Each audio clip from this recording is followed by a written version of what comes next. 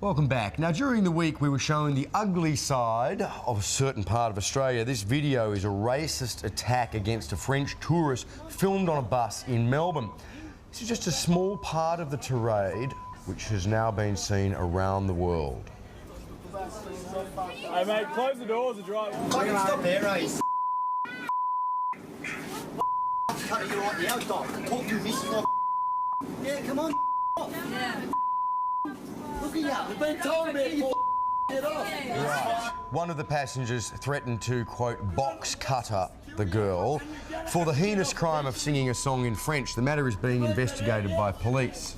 Now, one of the most disturbing things about that scene was the way it engulfed the other passengers. There seemed to be a lot of joiners, but not many actually sticking up for the victim. So is this a reflection of modern society? Let's see what our GGAP panel thinks. Joining us is radio broadcaster Mike Jeffries and social commentator Maud Garrett. Morning to you both. Good morning. Mike, I don't know, are people, do you think, these days less likely to intervene in an ugly situation? I think a little bit. Yes, a little bit. But not that much. But most people aren't used to dealing with ugly situations. I've had a bit of experience with this. There is a way of dealing with it on that particular bus. From my experience, what you try to do is appeal to the interests of the majority. For example, if you had said to the bus driver, do your deal, I'll say, unless everybody keeps quiet, we will stop this bus here and now. I reckon that might have just made them shut up. See, according to my trusty notes here, the majority of passengers were silent and impassive. Yes. So they just need somebody to break the ice and lead them. And I have been involved in those kind of situations, and it is possible to do it.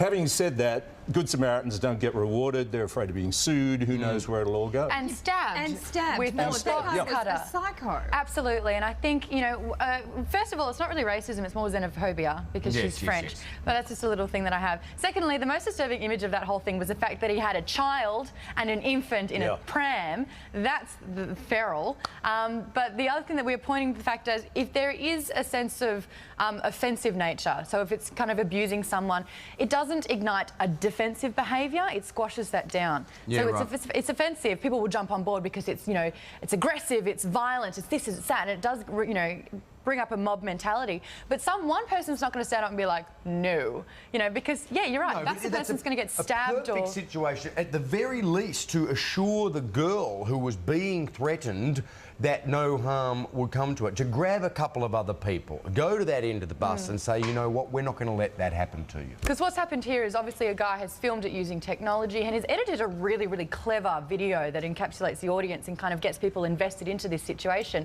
But that's all you can feel to do. He would have been hiding behind a pole, probably scared, filming it going, tomorrow I'll do something about this. Yeah. But not you right say there. he's invested. The fact, this is the story of our times. You don't get involved, you just film it on your iPhone and put it up on the net later. See, that's Because they can't hunt you down. You've got to get involved. Yeah. Okay, moving right along, a huge change of topic here. A new testosterone-based treatment has been branded as the new Viagra. The nasal spray apparently boosts the libido and lasts for up to 6 hours. It's currently in its second phase of clinical trials in Australia. It's a female Viagra. Yes, for women, we should say. Right. Mike?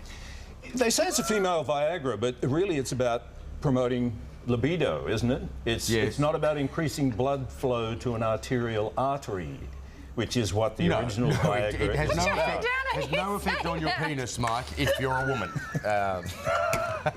Is that what you're suggesting? Do you remember the Scarface scene where Michelle Pfeiffer storms out on Al Pacino and he says, hey, she take another Quaalude, she loved me again. So what is this? You know, drugs are the answer? I don't think so. Although, I mean, low libido is a real issue for many women. I think that a nasal drop is 10 times better than reading the bloody 50 Shades of Grey. But I thought it was answered with 50 Shades of Grey. I thought 50 Shades of Grey preempted this whole thing here. And there are women claiming my marriage is saved because of this book. It's like, no, bloop, bloop, me. It should come with a scratch and sniff panel on the inside cover of 50 Shades of Grey. I asked around about this and there was some apprehension that it lasts 6 hours, like... a 6-hour marathon is, I don't know. Now, Mike, back to your days in the swinging clubs of Melbourne that you were Yes. telling us about. I mean, no one needed any sort of chemical enhancement back then.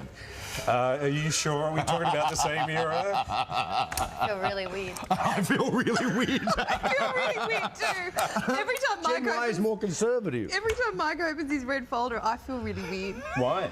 It just scares me. Got an iPad in it now. He's technologically advanced. Well, you told me I had to get an iPad, so I got Why an do you iPad. carry your iPad in a red folder? Well, yes, isn't that what you do? Now, you can press the button and it squirts testosterone at you. Mike doesn't need it.